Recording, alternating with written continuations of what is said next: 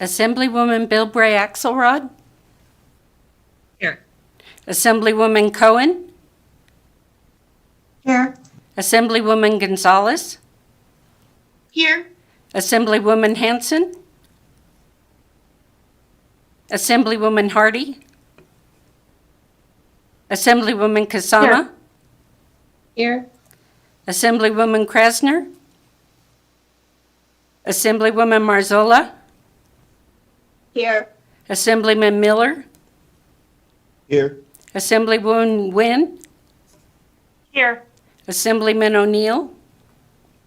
Here. Assemblyman Orentlicker. Here. Assemblywoman Summers Armstrong. Here. Assemblyman Wheeler. Here. Chairman Yeager. Here. We do have a quorum. Please mark Assemblywoman Hanson as absent excused this morning, and please mark Assemblywoman Krasner as absent for the moment. I'm sure she'll be joining us soon, and then I'll try to remember to mark her as present. Good morning, members of the committee. Good morning to members of the public who may be watching on the Zoom, who may be watching on the internet or on the legislature's website. Welcome to day 43 of the 81st session of the Nevada Legislature. I hope everyone had a good weekend and is recovering from that hour of sleep being lost. And it occurs to me that the clock over my shoulder needs to be corrected as well. So I'll have to do that a little bit later today. Before we get started on today's agenda, just a few housekeeping matters. Members, if you could please remember to mute yourself when you're not speaking, and that also includes guests who are joining us on the Zoom. That'll help with the audio feedback that we sometimes get on the meeting.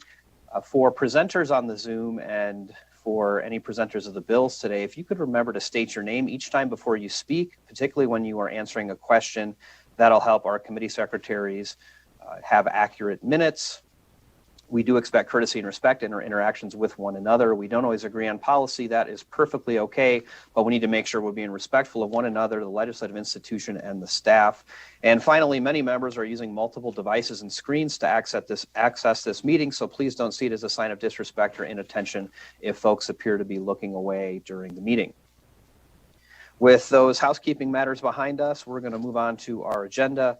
Members, as you can see, we just have one bill on the agenda today.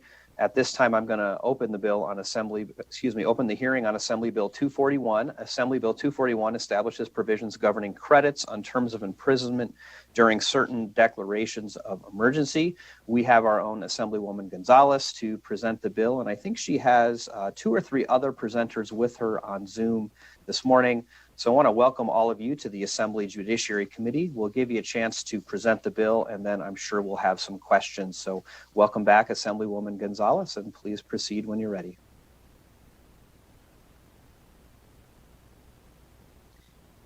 Hello, good morning. Thank you so much, Chair Yeager.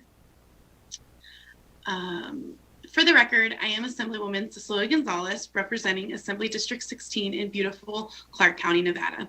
And I'm here today to present Assembly Bill 241. Also with me today is Holly Wellborn, Policy Director for the ACLU of Nevada, and Jody Hawking, the founder of Return Strong, Families United for Justice. First, I will provide some general background information before I hand it over to Ms. Wellborn to go through the specifics of the bill.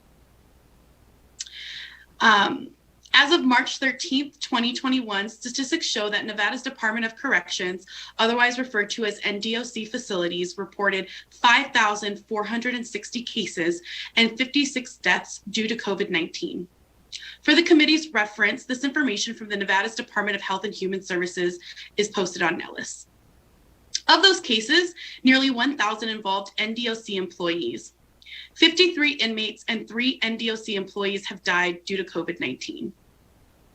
Behind correctional walls, social distancing is not an option. These conditions present grave dangers to both inmates and the staff who work in the facilities. Because of the severity of COVID-19 in our correctional facilities, programs and classes and other valuable resources for offenders have been suspended. It is through these types of programmings that offenders can earn what is called good time credits to reduce their sentences. Last year, the Briannon Center for Justice at NYU Law wrote a letter to governors in all 50 states urging them to expand good time credits to reduce overall incarceration. Rather than holding people back from accruing good time credits during the pandemic, the center stated that states should give out more of those credits, not just because it's the fair thing to do, but because in doing so, it can also save lives by reducing the inmate prison population. Assembly Bill 241 does just that. It gives back good time credits to offenders who have earned it through good behavior, educational attainment, or the successful completion of treatment programs, therefore by reducing their sentences and the overall inmate population. At this time, Chair Yeager, I will turn over the presentation to Ms. Wellborn to go over through the specifics of the bill. Thank you. Thank you, Assemblywoman Gonzalez. Ms. Wellborn, welcome back to the Assembly Judiciary Committee. Please proceed. Thank you. It's a pleasure to be here, Chairman. My name is Holly Wellborn, Policy Director for the ACLU of Nevada. It's great to see everyone, great to see some of the new members on this committee. I don't want to take up too much time because I think that the families that we have here to present today really give color to the issue that we are discussing. And I think that once we go through this bill, you'll understand that what we're asking for is something quite simple. We're asking to simply give people back the time that they have not been able to accrue because programming has been stalled due to the COVID-19 pandemic. At the outset of the pandemic, the ACLU of Nevada and other advocates for incarcerated individuals warned about the susceptibility to outbreaks and contagious illnesses that's present in prison and jail facilities. Incarcerated people are housed in close quarters. Older adults and people of any age with serious chronic medical conditions such as heart disease, lung disease, or diabetes, or who are otherwise immunocompromised, are at higher risk for becoming severely ill from COVID-19. And that risk substantially increases in the prison setting. We pushed very hard for decarceration at the outset of this, and unfortunately those efforts were not fruitful. Assemblywoman Gonzalez described the death rate to you, but I want to add to that that only 3 other states, that includes Michigan, Kentucky, New Mexico, have reported a higher per capita rate of prison deaths than Nevada. We have to take pause and ask ourselves what we can do as a state to correct this.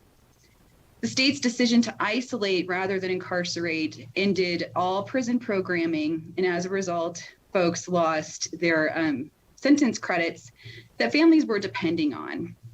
So let's quickly go through the bill. In section 1.1, lines 1 through 6, this is standard language requiring that incarcerated persons be in good standing without any serious infractions on their record in order for this credit to apply. Lines 7 through 9 provide that incarcerated people may only acquire credits the bill seeks to create during a public health crisis. Lines 10 through 11 describe the existing sentence credit statutes. I want to note that currently we're not looking at the top of those statutes, which some of these are known as AB 510 credits or other statutorily mandated deductions for each year of incarceration. We're looking further down in the statutes at educational, vocational, rehabilitative programming that individuals are currently missing. So currently in the Department of Corrections, people are still accruing their time for each year of incarceration, but they are not accruing their time for the programming that they could otherwise be engaging in. Lines 11 through 14 provide that when such programming is unavailable, each incarcerated person who is eligible for programming under the statute will accrue 5 days of good time credit per month, not to exceed 60 days per year. I want to explain how we arrived at this number. That the 5 days under administrative regulation, anyone who is eligible for a program automatically accrues 5 days per month, up to 60 days per year. And then you have folks who are currently enrolled in programs who can earn upwards of 10 days per month. So, in conversations with families, we've really scaled this back to create and provide to you something reasonable that can provide some predictability in sentencing for families. And once you hear those presentations, you'll understand why this is so important. Finally, sections 1.2 simply states that the credits apply to eligibility for parole and must be deducted from the maximum term of imprisonment, which is pretty standard. And finally, it provides that this bill is retroactive and effective upon passage. So now I will pass it over to Ms. Hawking, if that's okay with you, Chairman Yeager. But if I could also answer questions now or at the end of the presentation.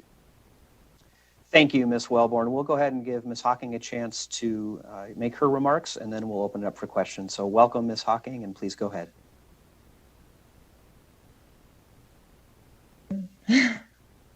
Classic. Good morning. I just wanted to first thank all of you for hearing this bill, and to Assemblywoman Gonzalez for bringing the bill to the table. It's actually very important for incarcerated people and for families too. First, I want to address a few misconceptions that Ms. we've been hearing. Hawking, could you just state your name for the record, please? Oh, sorry. Jody Hawking, Jodihockking. I'll try to remember. I'll probably forget every time. First, I wanted to address a few misconceptions about this bill, about things that it doesn't do, because there seem to be a lot of those. This bill does not release incarcerated people earlier than they ever could have been released. This bill does not adjust sentences or impact the sentences that they were initially given by the courts. This bill does not give them additional credit for being incarcerated during a pandemic, and it doesn't in any way address or compensate people who survived the COVID outbreak within NDOC or the trauma that was incurred by that, which was significant. This bill does two things. It provides people who were incarcerated during the pandemic some grace and justice for not being able to program or work due to the state of emergency and the ensuing loss of opportunity to work or program. Second, it acknowledges that our world may never be the same, and it gives future protection from public health emergencies should this ever happen again. I just want to explain, when Nevada applies sentences, it's with the assumption that people will have the opportunity to work or program. When they enter the prison, they're given those days up front, kind of a best case scenario for when they could anticipate to expire their sentence. Then, if they have disciplinary issues or other negative behaviors, those days are taken away, which means they expire their sentence later than they initially thought they would. They stay in prison longer. It's honestly a little bit of a confusing process because people's dates can always be moving, either forward or earlier or back and be later. Incarcerated people can normally, as Holly was saying, earn up to 10 days a month off of their sentence, these good credits, all 10 days if you're working or programming. But since there are not enough opportunities for everyone, being eligible to program or work when there isn't any still gives you 5 days a month normally, even if you aren't actually enrolled at the time in a program or you're not actually working. During the pandemic, some people still worked, but the majority of work and programming ended. And when it did, it immediately impacted people's sentences. Every month, and most of us do this, every month we could literally log on to offender management and watch NDOC add 5 days a month to our loved ones' sentences. It just kept getting further away from them. Return Strong has actually been monitoring the depth of this issue by reviewing monthly parole eligibility reports and comparing the dates that people were originally eligible for parole prior to the pandemic and comparing it to when they were being given parole hearings and when then they were actually released.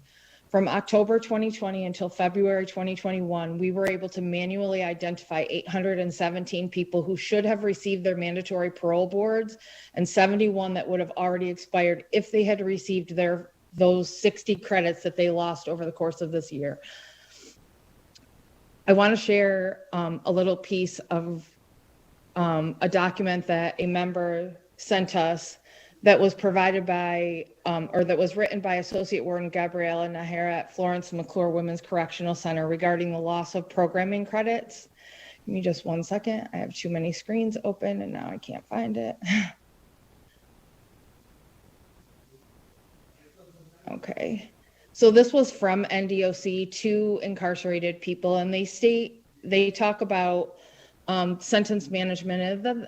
At the end of it, it says inmates must earn, in capital letters, their work credit, meaning they have to actually work. Due to COVID-19 restrictions, many inmates have been unable to work at no fault of their own. But the Nevada Department of Corrections cannot issue work credits when the inmate did not actually earn them. I understand that not earning work credits is affecting inmates' release dates. But at this time, the Nevada Department of Corrections wants to do everything we can to keep inmates and staff safe. Once the COVID-19 restrictions in the state of Nevada are lowered, we can resume normal operations. The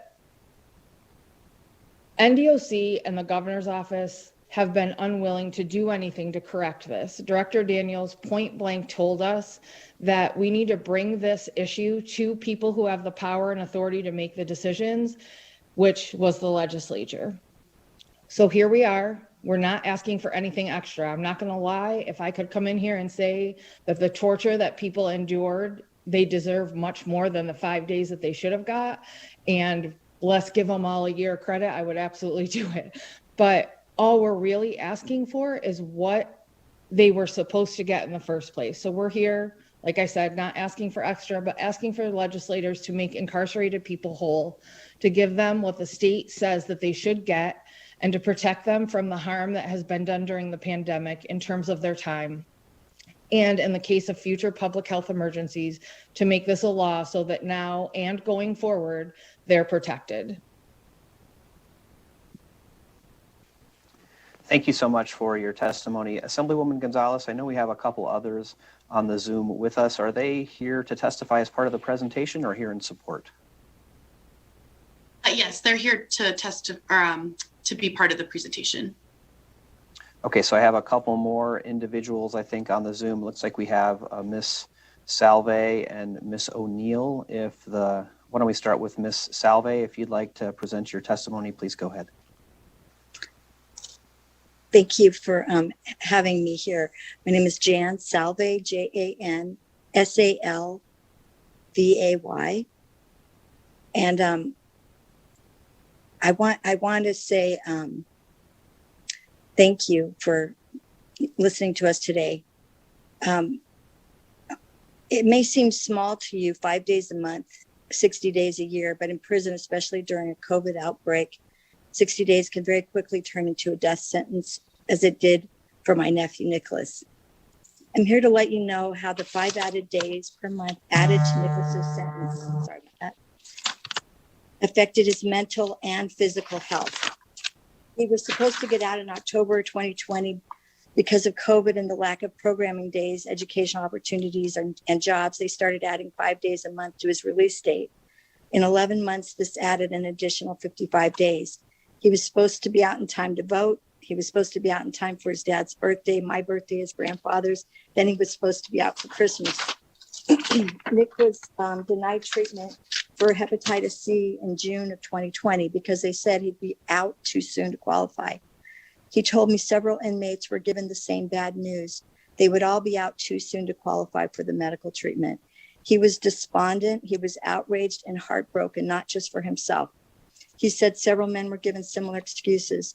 By the time he was released, his disease had reached levels described by his physician as very, very bad. The system failed my nephew. People in charge of his care let him down. And every attempt at communication was thwarted, and it was impossible to get any support or useful information, only excuses and the runaround.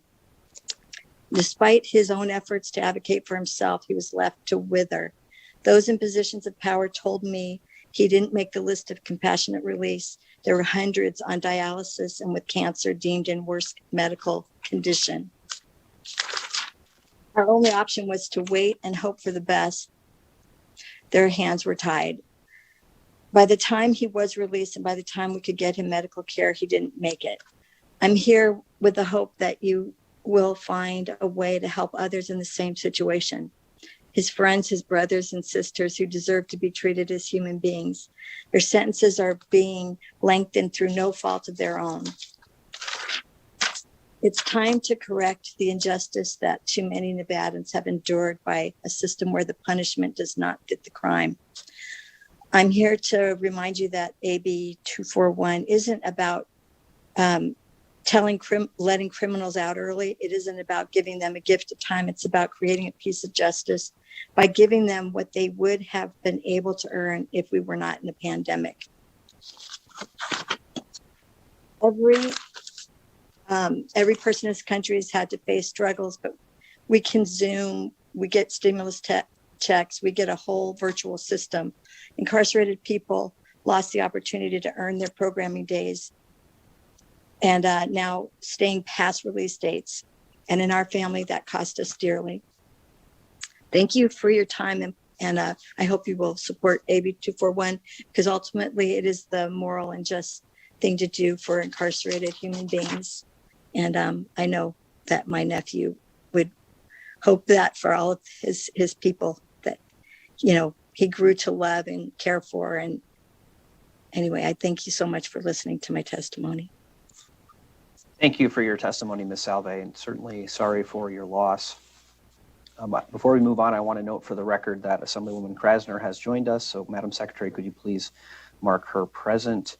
And let's move on to testimony from Ms. O'Neill. If you would like to unmute yourself and go ahead, please proceed. Hi, my name is Valerie O'Neill, VALERIEONEILL.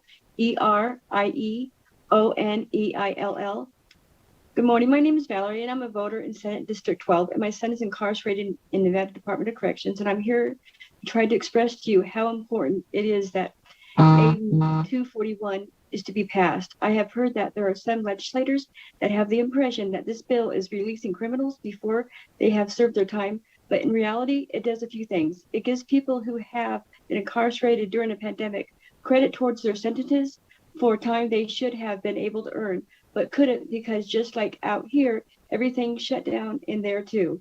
The difference has been that out there, protections were put in place for people so that they could adjust and survive during the pandemic. Incarcerated people didn't have that benefit. We don't have time to go into all of the dehumanizing conditions that our loved ones were forced to endure during the pandemic, but trust me, losing their programming days has only been the tip of the iceberg. I would like to paint you a picture of how the loss of those days are impacting my family. My son, because of those days, could literally turn into a death sentence for him. My son has a blood platelet disorder called ITP. His autoimmune system attacks his blood platelets, and his blood doesn't clot. He needs routine blood tests to check the levels of his blood platelet levels and medicine that costs $6,500 to $8,000 per month, and the state has yet to provide it for him.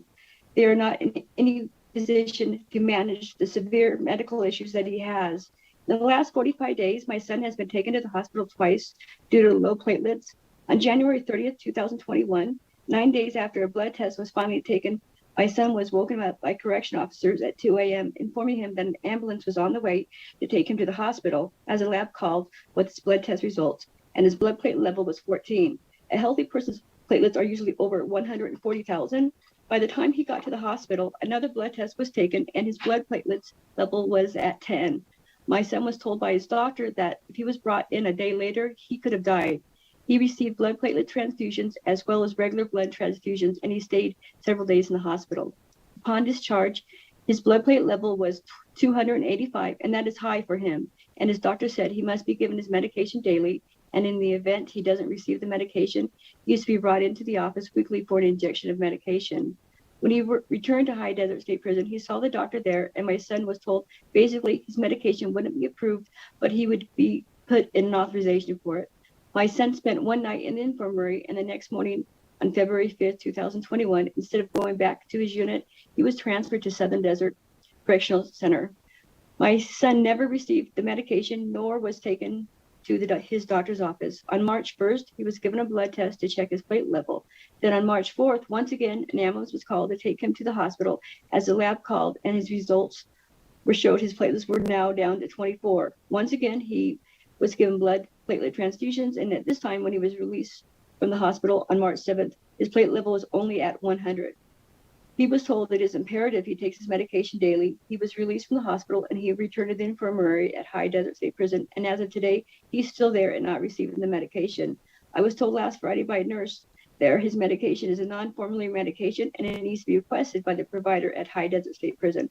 And the provider has called in the last couple of days. The nurse had said my son would be seen today by the provider there.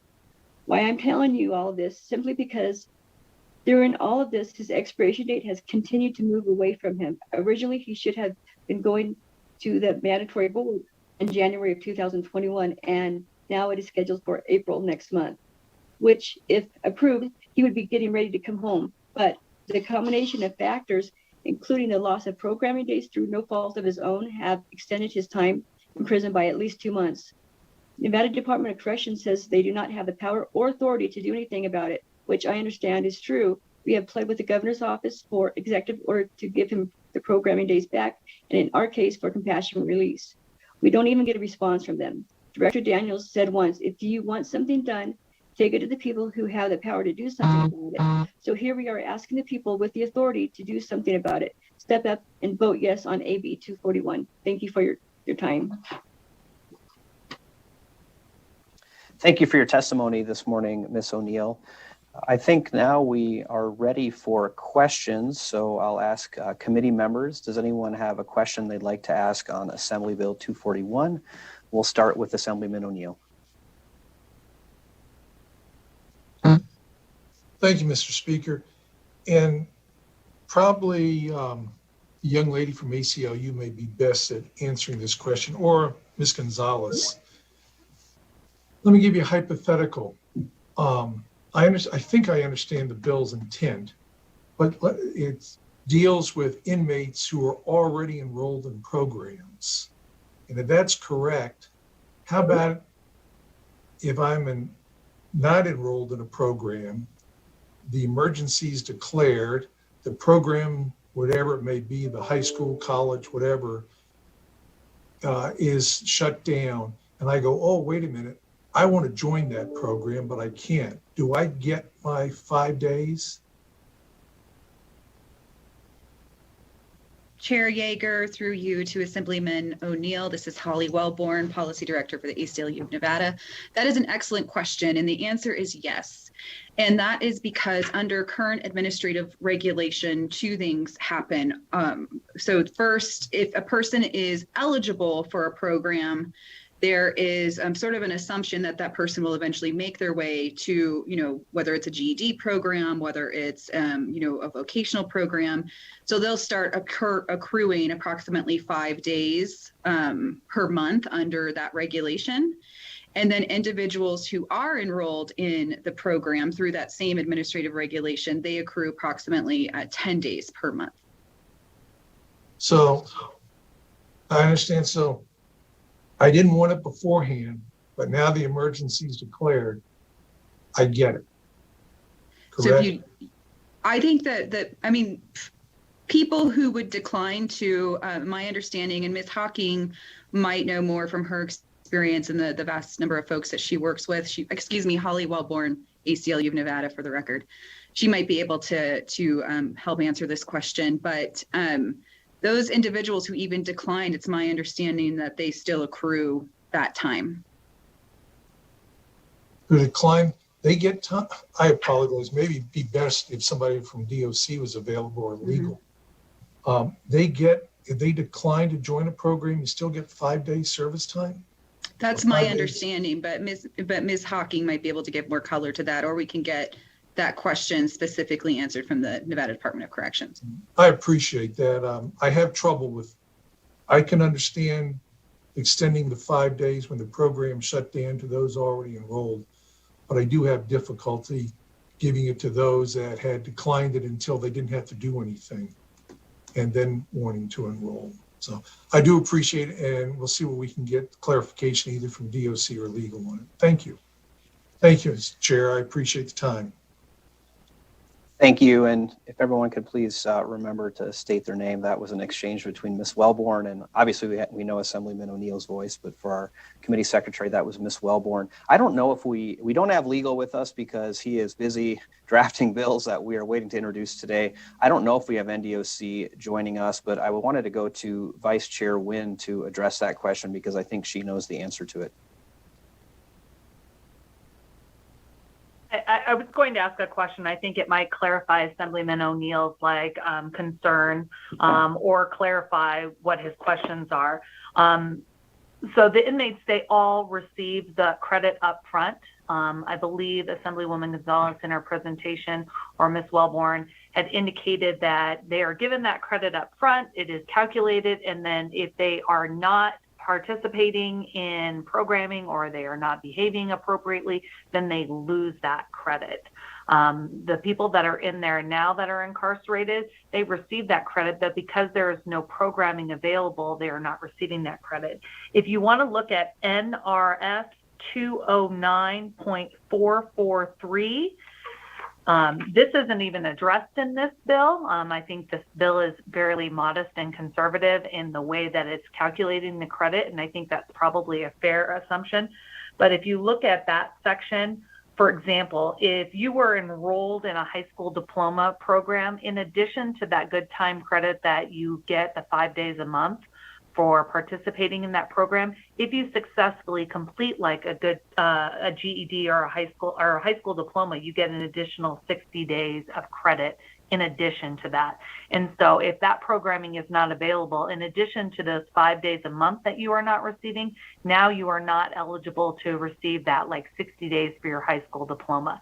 I believe it's 90 days, here I'm looking at it, 90 days for an associate's degree if you're able to do that. Additionally, there is credit that the prison has in regulations for those who are incarcerated who give blood or plasma. So any of those programming, educational programming or blood programming or any work programs or any of those things that they might not be eligible, in addition to that 5 days a month that they're getting for a good time credit off of their sentence, they're still not eligible to get those credits. So, and this bill doesn't even go that far. So I don't know if that clarifies for you, Assemblyman O'Neill, but that's where I would start if you want to look at some of the additional information about how good time credit is already calculated in the prisons. It's in that section of the NRS.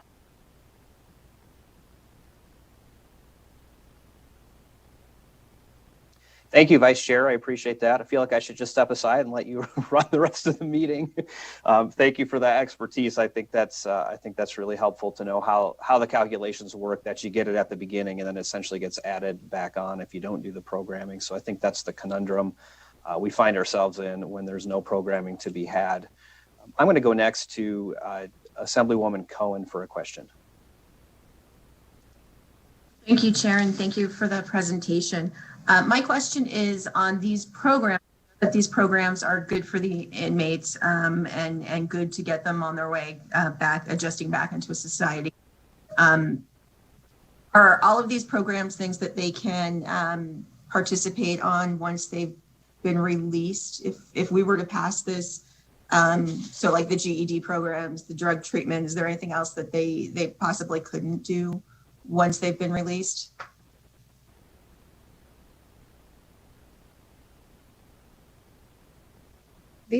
I'm not sure who you are directing the question to. This is Jody Hocking from Return Strong.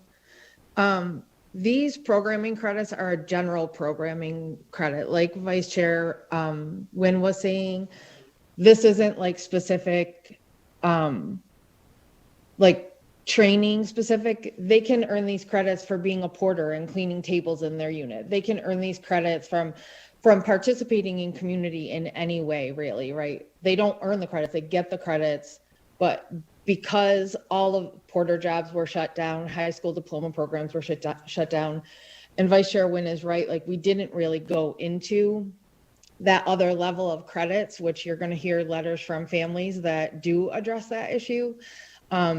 These wouldn't be necessarily job-specific type skills that they were learning.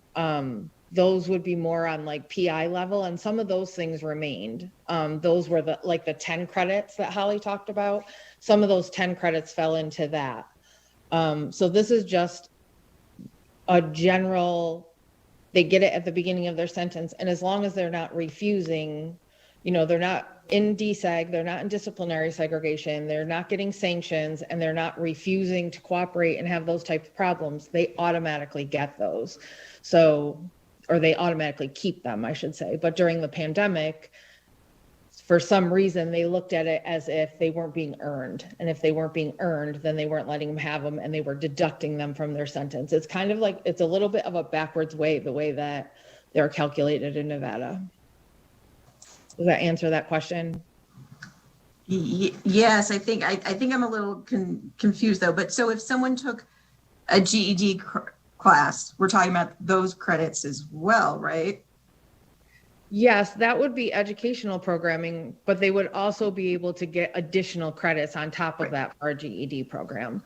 So this bill doesn't address those additional credits. It just addresses the base level, the 5 days. Okay, so thank you, Ms. Hawking. So, but if there are programs that they're not getting upon release because of the pandemic, those are all things like GED and NA and things like that they can do once they've been released. Correct. Okay, thank you. Let's go next to Assemblywoman Bilbray Axelrod. Thank you, Chair. And thank you, Vice Chair, for that explanation. But because of that, I do have a question that I didn't have before. In Section 1, Sub 2B, it says must be deducted from the maximum term or the maximum aggregated term imposed by the sentence. So the way that Vice Chair explained it was that it's taken off immediately. I guess I'm just confused about why this language has to be here. Is it just to make it conform with the other NRS that the Vice Chair mentioned? Am I understanding that correctly? I don't know who that question's to. Maybe you, Vice Chair. I don't know. I could probably answer it if you'd like me to, Chair Yeager. I don't know if you want me to. Please go ahead. If you look at, this is just consistent with how credit is applied at the prison. So, for example, you aren't given a sentence of 5 years under our sentencing structure. So, for example, you would be given a sentence of 2 to 5 years. And so when they talk about credit, credit is attributed to the front end of the sentence and possibly the back end of the sentence. So it's my understanding that the credits earned pursuant to this section, Part A, applies to the deducted from the minimum or the maximum, depending on how it's applicable. So currently right now, if you've committed a Category B robbery with use of a deadly weapon and you received a 3 to 7 year sentence, you would not be allowed this good time credit off of that front end of your sentence under any scenario. It would only be deducted from the back end of your sentence, if that makes any sense. So a lot of times people are like, oh, they were sentenced to 5 years. We don't have that kind of sentencing structure. We have a range. And so only currently like low level nonviolent felonies, you receive good time credit off the front and the back end of your sentence. And so what this just says is that it must be deducted from the back end, which is how it currently exists in statute. And it would only apply to the front end for those limited crimes where it exists in law that you receive that good time credit. So this doesn't go beyond what our current structure is for giving the good time credit. It just makes an exception during this period of a pandemic. Thank you. That clarifies it perfectly. I appreciate it. Appreciate that, Chair. Thank you. Any additional questions before we move on to testimony? Assemblywoman Hardy, please go ahead. Thank you, Chair. So my question is, I was just wondering, so this is for a declaration of emergency, such as we're in right now. So let's say these programs at some point, hopefully, are reinstated, they can access them and such. Would this then end, or I don't see how this ends? Is it once the declaration's over, or is it once the programs come back? If you could address those. Holly Wellborn, Policy Director, ACLU of Nevada. Thank you for the question. This is meant to apply for each month that we're in the declaration of emergency So right now, very specific to the COVID-19 pandemic because it's further limited to, infectious diseases, et cetera. For all of that previous credit that we've lost, that individuals have lost since March, leading up until today, and as long as individuals are not allowed to engage in programming. That's what the intent of the bill is. Okay, so once they would be able to engage in the programming, then that's kind of my question. Like, is there and like I understand they can't do them now, but once they're allowed to do them, then is that addressed in the bill? Holly Wellborn, Policy Director for the ACLU of Nevada. Thank you. I think that, given the fact that it's, a 5-day time period, I don't think that there is a particular provision in the bill that says that, once programming resumes, even if we're still in the midst of an emergency declaration, that that once a person starts engaging in programming again, that they're not eligible for this 5 credits per month. I mean, that's definitely something we can take a look at clarifying. But I think that we should really lean on the side of allowing people to continue to accrue those 5 days, because it might be a slow rollout of programming. But I think we also need to understand from the Department of Corrections how long they intend to stall programming. We need to understand whether or not, as restrictions are lifting, are they going to start, slowly increasing programming inside the NDOC? So hopefully someone from the Department of Corrections can be here to provide an answer to that question. Okay, thank you, Ms. Wellborn. Okay, we do have a lot of folks who would like to testify on the bill, so I'm going to take our final question before we get to testimony from Assemblyman Wheeler. Hey, thank you, Mr. Chair. And I realize legal isn't here, so I'll have to probably speak to legal offline. But this must be my old man density showing up here. I'm not reading any of this in the plain language of the bill. I understand that the intent here is to replace credits that they cannot get, during a state of emergency. I get that. But as I read the bill and as I read 209-444, I just don't see it.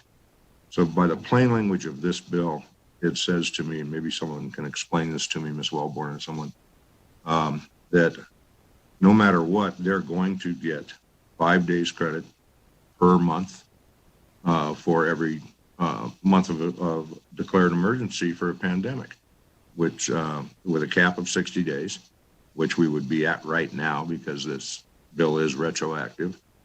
And I understand, I think, what the intent is, but I'm just not seeing it in the plain language of the bill. This plain language of the bill says nothing about programs, says nothing about replacement, says nothing about anything. It just says they're going to get the credit for 60 days.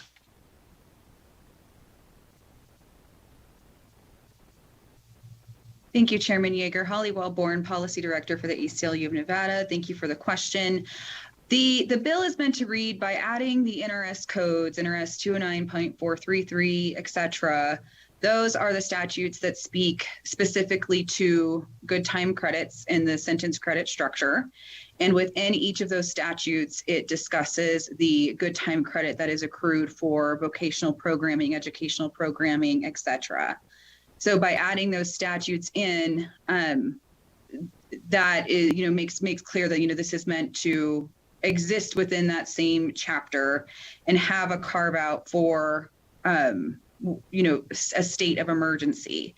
The issue at hand is that because, and the Department of Corrections stated this in their letter, that because a person is not able to, quote, earn by actually participating in the program, there has to be something else that exists in the law that accounts for the accrual of that time. So by adding this additional time, we're able to show that, an individual is accruing that for whatever programming time they're losing. So I think that it does encapsulate what we're trying to achieve, and it's a barrier that provides for that additional time that people are losing, that accounts for a variety of, circumstances that could arise, a variety of, issues that arise that, maybe gets to Assemblywoman Hardy's question about what happens when we start slowly opening programming. How does this accrue? I think that the way that it's written provides an easier way to add these credits during a state of emergency. Okay, well, thank you for your explanation. While I agree with your intent and actually would probably agree with the bill if the language said that, but it doesn't. So I'll talk to legal offline. Thank you. Assemblyman Wheeler, I invite you to follow up with legal to see what their analysis of how those provisions would work together. I think we certainly have what the intent of the bill is on the record, but if there's potentially some clarification that needs to happen there, we can certainly make that happen. In the interest of time, committee, there may be additional questions, but I'm going to ask you to take those offline because I do have a number of folks signed up who I know want to provide testimony, particularly in support of the bill. And I believe we have at least one neutral, and we'll see if there's any opposition. So at this time, I'm going to open up testimony in support of Assembly Bill 241. I don't think we have anyone else on the Zoom who hasn't already testified. Before we go to the phone lines, I just wanted to let those who are joining us on the phone know that you will be limited to 2 minutes so we can get through everybody, but don't feel compelled to use the entire 2 minutes. If you can provide your testimony in less than 2 minutes, that'll make sure that we have time for everybody. So with that, BPS, could we go to the phone lines and take the first caller in support of Assembly Bill 241? Good morning. Thank you, Chair. For callers wishing to testify in support of Assembly Bill 241, please press *9 now to take your place in the queue.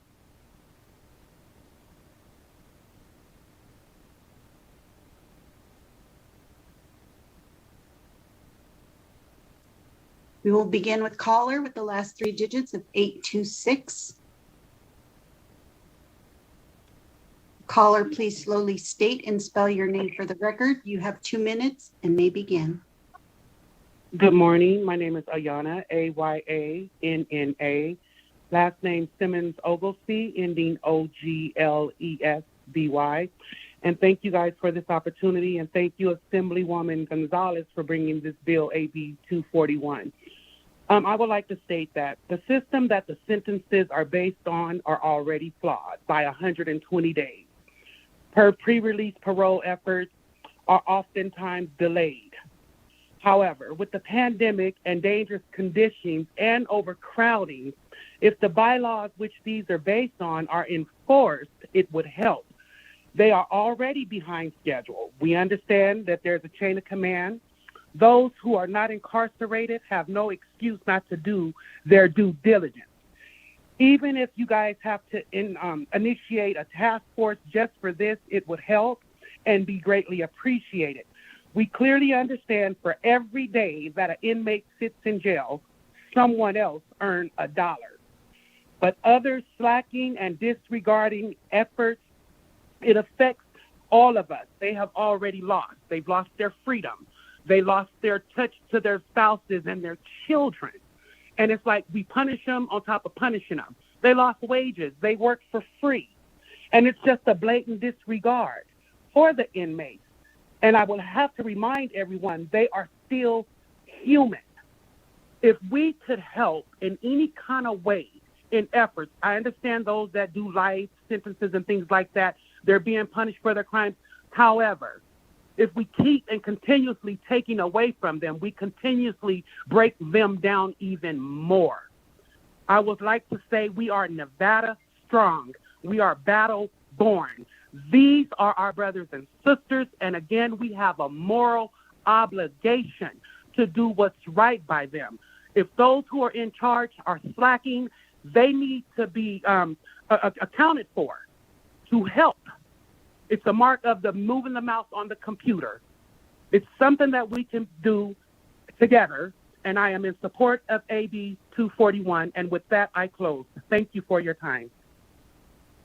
Thank you for your testimony this morning, Ms. Simmons Oglesby. BPS, could we take the next caller, please? Thank you. Next caller with the last 3 digits of 151. Caller, please slowly state and spell your name for the record. You have 2 minutes to speak and may begin. Good morning. My name is Denise Bolaños, DENISE Bolanos. Thank you to the members of the committee for the opportunity to address you today. I reside in Assembly District 40, and I would like to speak in support of AB 241, as well as urge you to support this bill.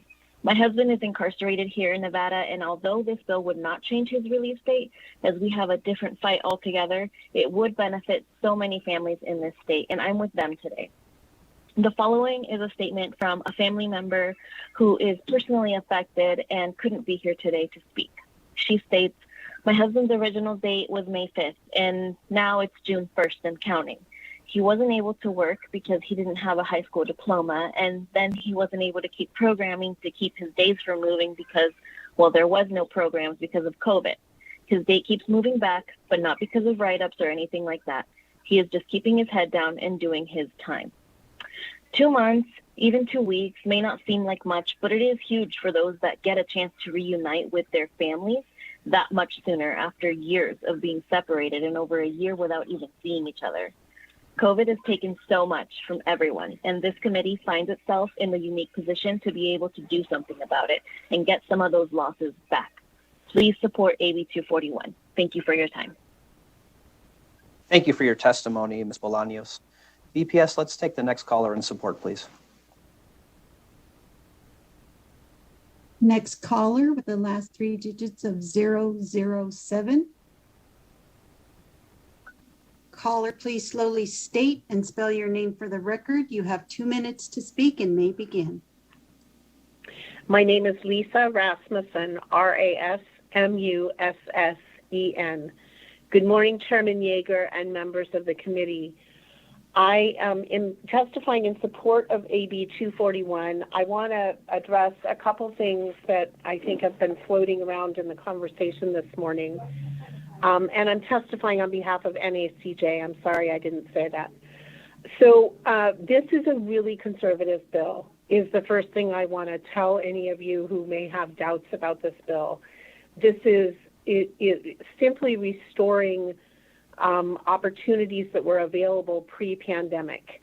And what I think is important for members of the committee who aren't already involved in the criminal justice system to understand is that since the pandemic broke out a year ago, we, the Criminal Defense Bar, have been undertaking all kinds of measures and attempts to get some relief for people who are sick and dying and people who are affected, just like you heard from Ms. Hawkins and Ms. Salve this morning. And the fact that we've been unable to get anything from NDOC is really just a travesty.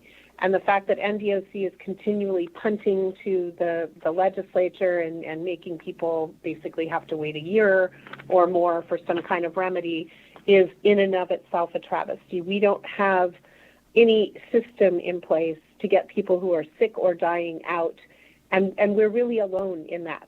Other states have enacted compassionate release protocols. The federal system has enacted a compassionate release protocol. We have nothing and are completely dependent on the legislature. So the good time credits that would be just essentially restored under this bill, it's a conservative measure. It puts people back to where they were. It's not giving people some windfall. And I think in particular to Assemblyman O'Neill's questions, there's not a bunch of inmates sitting around in NDOC who don't want a program and are somehow going to be a beneficiary of some windfall. The reality is that everyone wants to program because it reduces their time. There are often not program opportunities for everyone, even without the pandemic. But it's not that there's this population of people who simply decide, I don't want a program, who are going to get 5 credits a month up to a maximum of 60. That's just should not be a concern. What should be a concern is that people's release dates keep getting pushed back when they should be getting pushed forward because of the pandemic. And to hear this morning that people died because they stayed in longer than they should have is simply heartbreaking. So I would ask everyone on the committee to pass this bill. I think the real question is how quickly can it be passed? Because waiting until June creates more damage and more danger, and it's unfortunate that the legislature has to save the director of the Department of Corrections from himself by passing common sense bills. But this is where we are. So I would ask everyone to support it, and thank you for your support of this bill. Thank you for your testimony, Ms. Rasmussen. BPS, let's take the next caller in support, please. Thank you. Next caller with the last three digits of 271.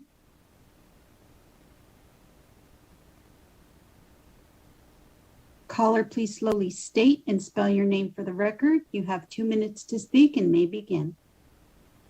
Good morning. My name is Tammy Irvine, TamiIrvine.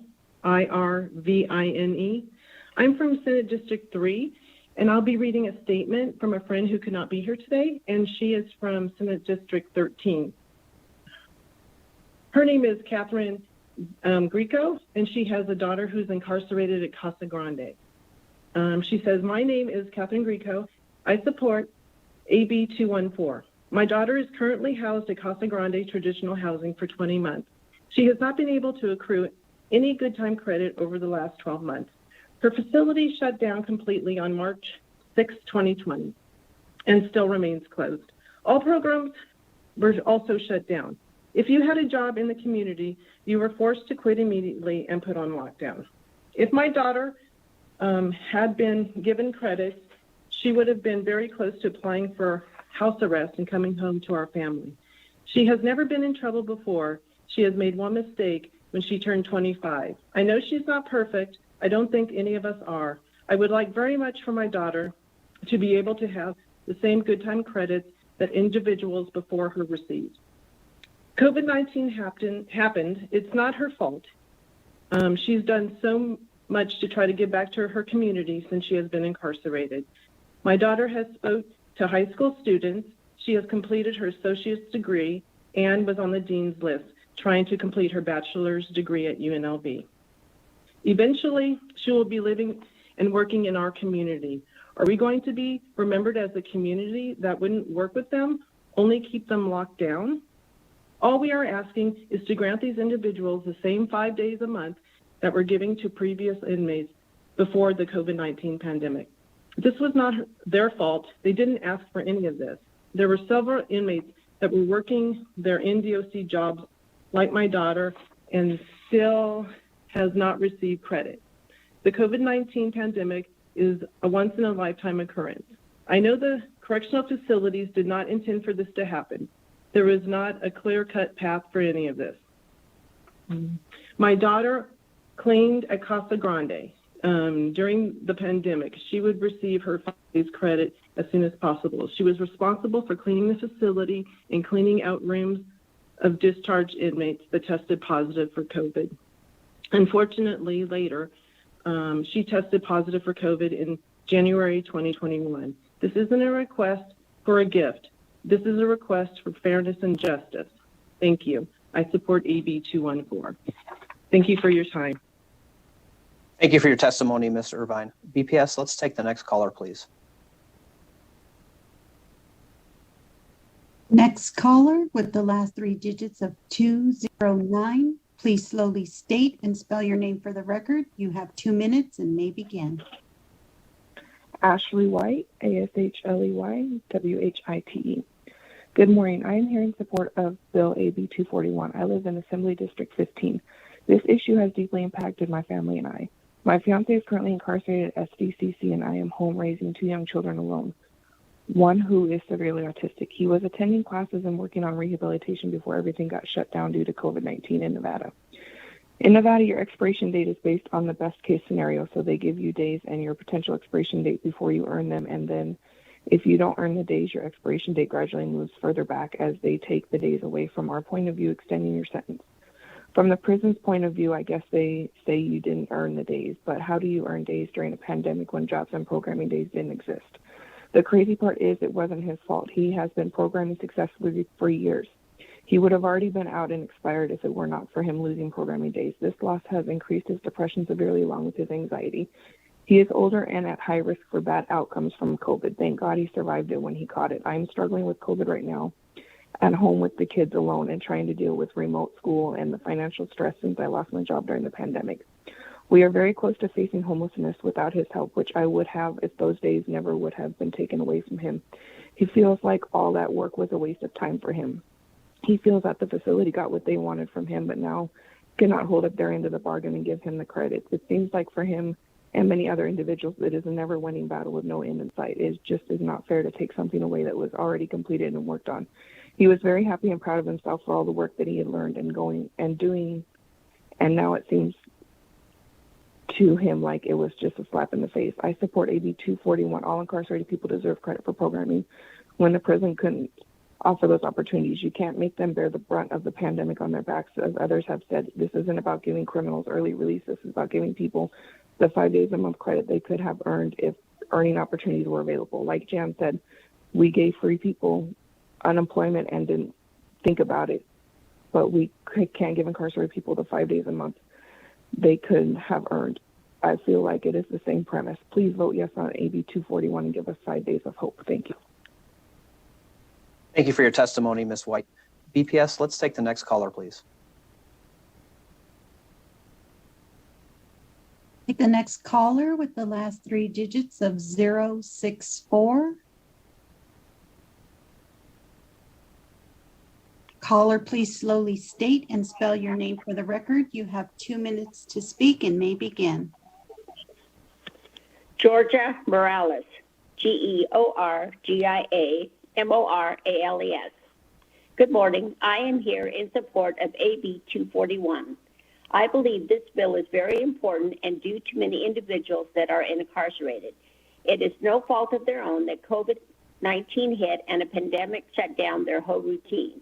These individuals were working on themselves during incarceration to be better individuals when they get out and not become repeat offenders. Now that the pandemic has hit and they haven't been programming, they have had mental issues and many letdowns and failures. If they held up their commitments for themselves and the facility, why can't they get what they deserved and worked for? Many individuals would have already been released and been able to be out with a new start of life. Many individuals would have had a lesser chance of catching COVID-19 and have to deal with their fear and anxiety. Everyone on the outside has been able to adjust to the social distancing and still carried on with their lives and classes because they weren't able to be adjusted to have the opportunity to do classes virtually and social distance that got punished and get time taken away from them for doing something good and positive with their time. Individuals had plans for things to be done based off the dates that were provided. Now that the dates have been moved, everything has to be readjusted and replanned. It is only right to give individuals back what they deserve and have earned. Would you like what you have worked for and earned taken away from you for no fault of your own? Many of us have had to adjust to a new life with the impact of COVID-19, but we have not lost anything like our loved ones have. Can we please pass this so we can go back to more normal and fair life? As well, we can give our loved ones some security that in the future, if another state emergency or a pandemic happens, they won't have to worry about another loss and feel wasted, used, and abused. Thank you for your time. Thank you for your testimony, Ms. Morales. BPS, let's take the next caller. Thank you. We'll take the next caller with the last 3 digits of 611. Caller, please slowly state and spell your name for the record. You have 2 minutes to speak and may begin. Good morning, Chairman Yeager and members of the Assembly Judiciary Committee. This is John Piro, Johnpiro, from the Clark County Public Defender's Office, and also testifying on behalf of the Washoe County Public Defender's Office. We ask this committee to support the passage of this bill. When the pandemic first started, Director Daniels stated in a meeting that there were 0 people infected with COVID. And then when he was asked how many people we tested, he said 0. And quickly thereafter, during the course of this pandemic, over 40% of the inmates have been affected, and over 36% of the staff have been infected. And those staff have taken the COVID-19 virus into the community. The rates inside the prison are triple the general population. And rural communities where some of these prisons are housed don't even have the capacity to treat people. So the lack of action on this subject by Director Daniels at the prison has caused an untenable situation for Nevadans. People who were sentenced to prison not on a death sentence shouldn't have been sitting around waiting to die with a possible COVID-19 death sentence. When asked for depopulation, this bill would help depopulate and help keep our communities safe. So I urge the passage of this bill. It's a way to depopulate the prison and help keep our communities from this COVID virus raging. Thank you. Thank you for your testimony, Mr. Pirro. BPS, let's take the next caller, please. Thank you. Caller with the last three digits of 037. Please slowly state and spell your name for the record. You have 2 minutes and may begin. Tanya Brown, spelled TONJABROWN, advocates for the inmates and the innocent. We would like to echo the comments made by all those involved. Excuse me, the dogs are barking, I'm sorry. We would like to comment or echo the comments made by all the previous callers in support of this bill. Now, I would like to kind of address some of the concerns made by Assemblyman O'Neill regarding inmates and receiving credits when they're not even programming. Let me give you a couple of examples of how that could be effective. When an inmate is transferred from one institution to RMF, which is a regional medical facility located at MNCC, they lose credits that they would have received for programming. And this has been an ongoing issue for decades. Now, I've had where inmates have come into the institution with medical problems who have never left RMF. They have lost years of good time credits and programming credits because they're unable. The other issue too is because they may decline programming, is they may have an enemy that is doing some programming, and so that might be another reason why they don't. Now I see some of the concerns of the lack of medical care made by some of the previous callers, and that is an ongoing issue as well. I don't know if this, I assume this bill would also include MRSA, which is a highly infectious disease, particularly when there's an outbreak in the community and it goes forward into the NDOC, and I believe that is covered under this bill as well. That's all I have to say, and I hope that some of the concerns made by Assemblyman O'Neill I've answered. I'd like to thank the sponsor of this bill, Assemblywoman Gonzalez, and those and the presenters. And thank you, Chairman Yeager, and the committee for hearing this bill. Thank you. Thank you for your testimony, Ms. Brown. BPS, let's take the next caller, please. Next caller with the last three digits of 130. Caller, please slowly state and spell your name for the record. You have 2 minutes and may begin. Good morning, Chair and members of the committee. For the record, my name is Christine Saunders. That's CHRISTINESAUNDERS, and I'm the Policy Director with the Progressive Leadership Alliance in Nevada. We know that the government has failed to protect incarcerated individuals from the pandemic. I want to echo the sentiments of those who spoke before me. AB 241 is a simple piece of legislation to make up for the time expected, and we urge your support. Thank you. Thank you for your testimony, Ms. Saunders. BPS, let's take the next caller in support, please. Thank you. Next caller with the last three digits of 606.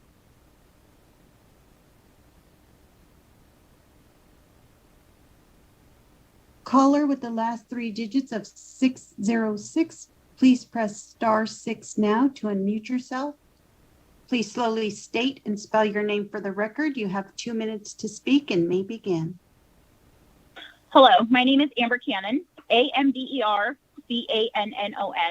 with an incarcerated loved one at Warm Springs Correctional Center, located in Carson City in Assembly District 40. Today, I'm here to read a letter from one of our families who couldn't be here due to work, but we wanted to let you know what their story was. They said, as of today, my fiance's mandatory parole release date is June 16th, 2021, and his expiration date is December 18th, 2021. Why are these dates important, one might ask? They are important for many reasons. One reason being that those dates are when our family would be given a chance to be whole again. Yes, it's a seemingly a distant dream, as we see his dates continuously moving to a later and later date each month. My fiance has worked his hardest at improving himself, not only for him, but for our family during his incarceration. Yet every month, we feel our time together keeps evading us. Prior to COVID, we knew if he worked hard and programmed, he'd have the opportunity to get home sooner. So that's what he did. However, this quickly changed once COVID affected the program. My fiance had just gotten good news from his caseworker. He'd completed a level in the program, done all his required paperwork with the required signatures, and was told he would receive 3 meritorious credit days. That meant his release date would move up by 30 days. The next step was for him to wait for the next level to start, complete that level, and he would have received yet another 30 days completed. The programs began to shut down, and that next level never began. 2 months later, he was told that he would not be receiving those 30 days. How could this be if he completed his level and was given the paperwork showing completion?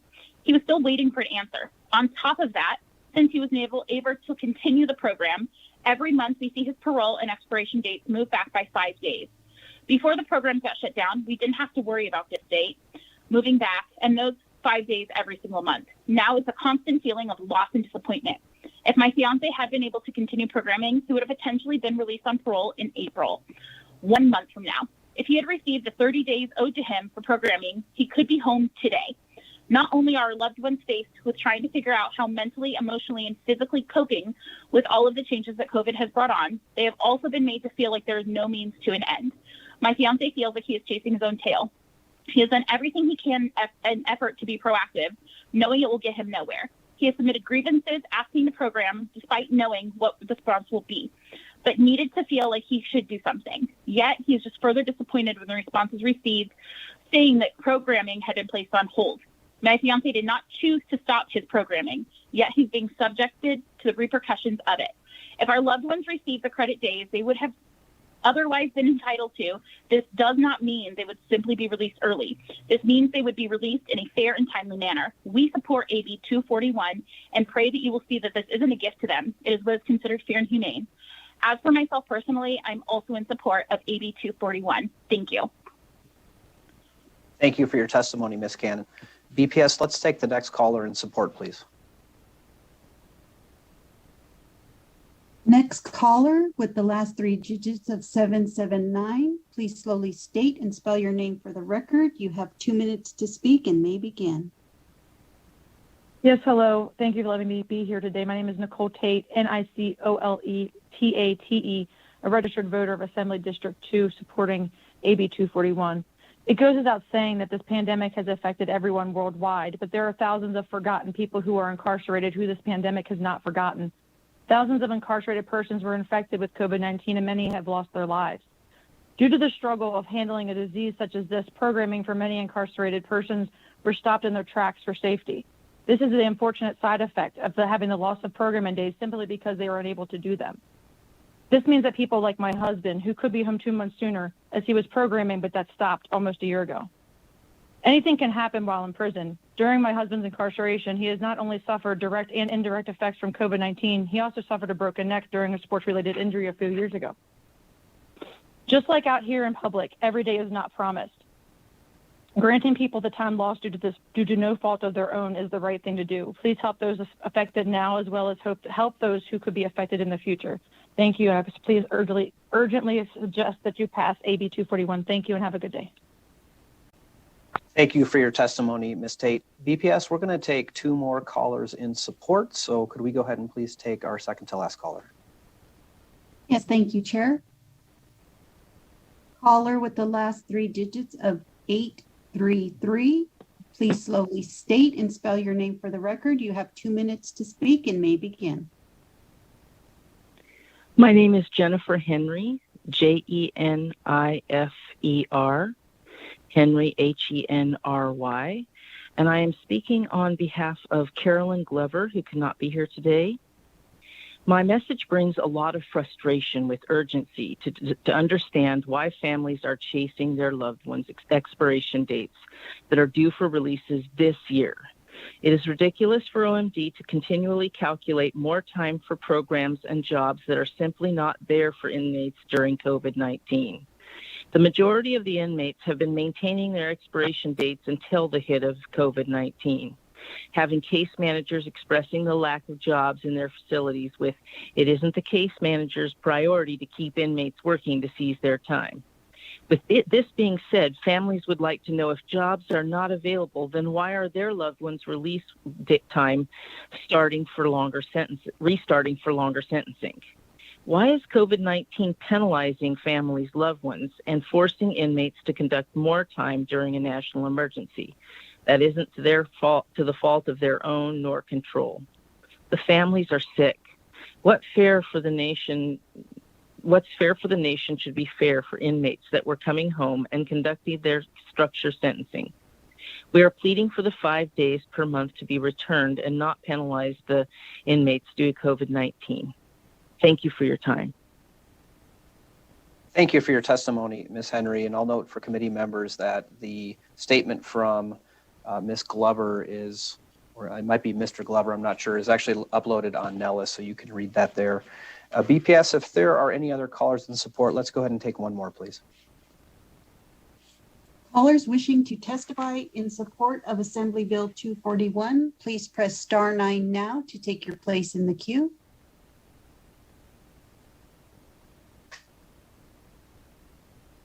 Chair, there are no further callers in support at this time.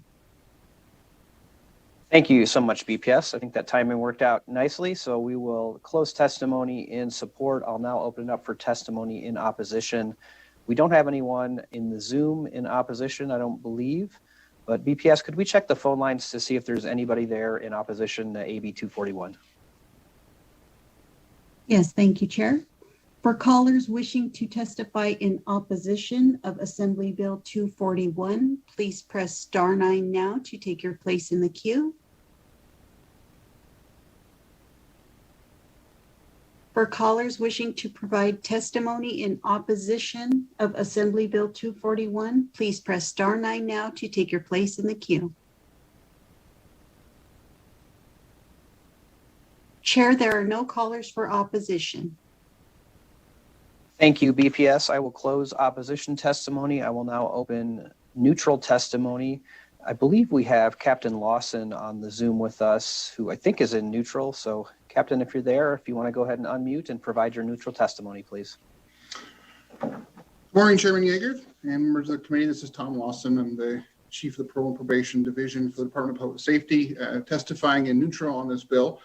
I want to thank Ms. Wellborn for her clarification on the bill, because when I first read it, I had a similar interpretation to application as Assemblyman Wheeler, and the clarification was much appreciated as to the intent of the scope of the credits. Overall, for the Division of Public Safety, the Parole and Probation Division of the Department of Public Safety, I see very little impact of application of this bill to our releasing inmates. All it will do is accelerate the release to timing of those inmates who qualify for this additional credits. As a result, we may see some surging in our past parole eligibility data as those credits are applied and we process individuals for release. As we testified before in other bills in our budget hearings, that the limitations due to a pandemic such as this bill would apply to limit our opportunities for placement of releasing inmates, and really dries up the well of places that are willing to accept inmates that are releasing. And so because of additional credits being applied and the expectation of limited resources for placement of offenders on the outside, we expect to see a little bit of a backlog in our release planning, and a spike to our past parole eligibility date list. But other than that, the caseload will be absorbed. We don't see the necessity to submit a fiscal note for additional positions due to just the change of, flow out of the prison and not an increase to the overall numbers that we're expecting release. If there's any questions that I can answer on behalf of this, unfortunately, I cannot answer questions about NDOC's calculation of good time credits. That's I have to take my shoes off to count that, and I'm really not well versed in that. So, but any other thing, I am at your disposal for anything I may be of assistance of. Thank you for your testimony, Mr. Lawson, and we certainly won't ask you to speak on behalf of the Department of Corrections. I don't think there are many people in the state that fully understand the credit calculations. But while we have Chief Lawson here, are there any questions for him about the potential impact on parole and probation? Don't see any questions. So appreciate you being here, Chief Lawson. I don't think we have anybody else on the Zoom in neutral, but VPS, let's check the phone lines to see if there's anybody there who'd like to testify in neutral. Thank you, Chair. For callers wishing to testify in neutral of Assembly Bill 241, please press *9 now to take your place in the queue.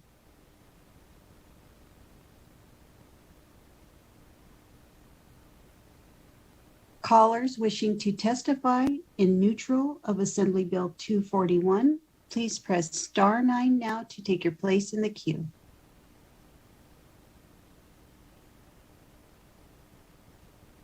Chair, the public line is open and working. However, there are no callers at this time. Thank you, BPS. Appreciate it. I will now close neutral testimony. And before we go to closing comments, just wanted to thank all of those who called in to provide testimony this morning. We appreciate your effort in doing that, and I think it's helpful for us in processing the bill. So always appreciate public participation.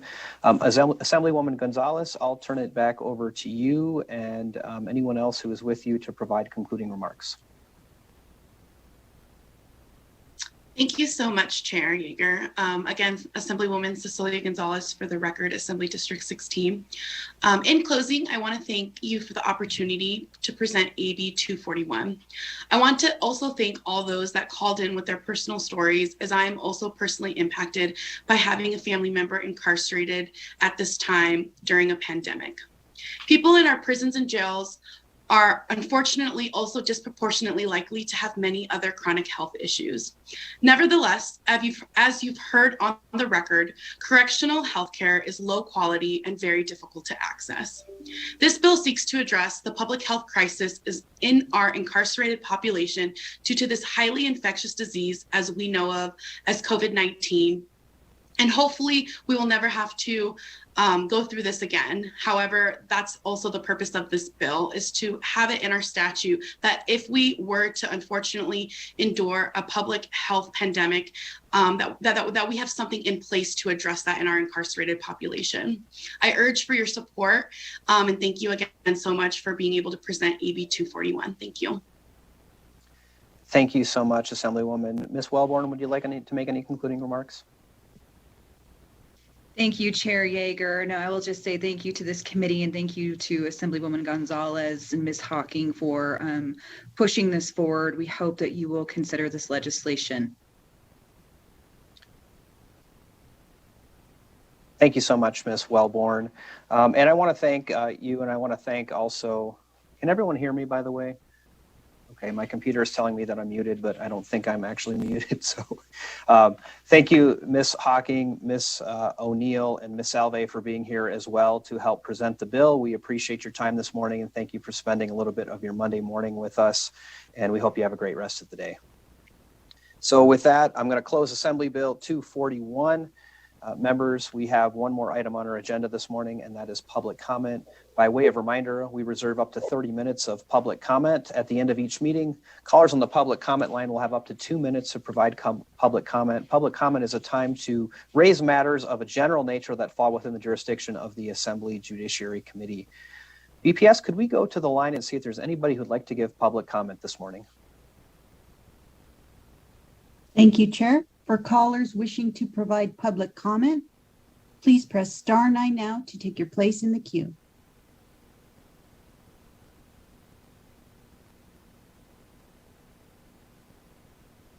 And we will go with caller with the last 3 digits of 556. Please slowly state and spell your name for the record. You have 2 minutes and may begin. Anne Marie Grant, ANNEMARIE, GRANT, sister of Thomas Purdy, who was hogtied during a mental health crisis by Reno police for over 40 minutes and then asphyxiated to death at Washoe County Jail by the deputies. I'd like to mention that Reno police have been killing people by hogtying them for a long, going way back. Ronald Wayne Bunch was asphyxiated while hogtied by Reno police on September 23rd, 1994. But today I'd like to talk to you about 50-year-old Byron Lee Williams, known as Ronnie to his family. Ronnie was senselessly murdered by Las Vegas Metropolitan Police last September 5th, 2019, for allegedly not having a safety light on his bicycle. He was pulled over in the early morning by Martin Luther King Boulevard and West Bonanza Road in Las Vegas, and likely due to having had bad experiences with police before, he decided to run.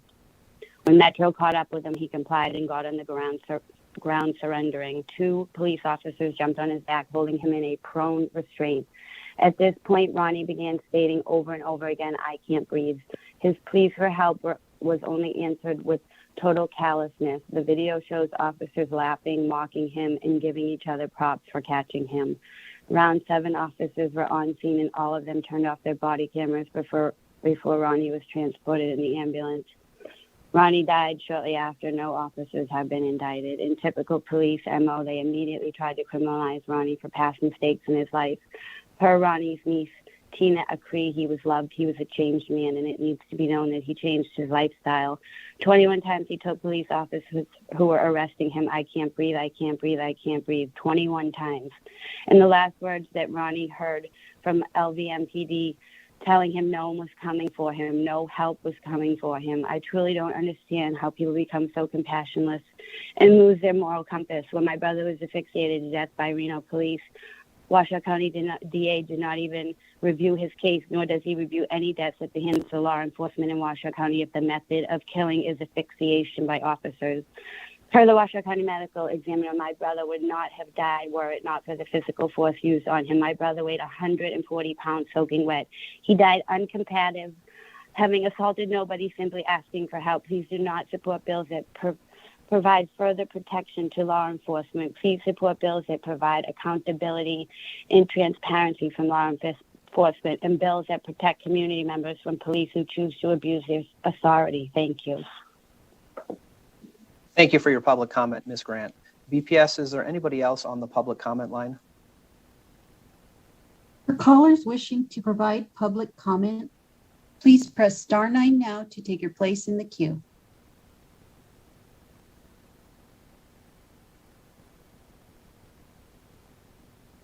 Chair, the public line is open and working. However, there are no further callers at this time. Thank you so much, BPS. As always, appreciate your help in managing the phone lines for this morning's meeting. I will close public comment before we talk about the rest of the week. Anything else from our committee members this morning? Okay, I don't see anything else. Thank you, committee members, for an engaging hearing this morning. The rest of the week, the plan is to start at 8 o'clock each morning. While we were in this meeting, we had a revised agenda posted for tomorrow, so we've added a second bill to the agenda for tomorrow. Tomorrow we'll be hearing a bill from the Attorney General's office, and then Assemblywoman Krasner will be presenting a bill as well. And I'm hoping later today or early tomorrow we'll have the agendas out for the rest of the week as we move some of those pieces around. So committee, thank you. And just a reminder that we do have a floor session today that technically started a minute ago. So when you log off, please make your way down to the floor. I think we'll be getting started pretty soon. And I will see you all back here tomorrow morning in this committee at 8 a.m. This meeting is adjourned.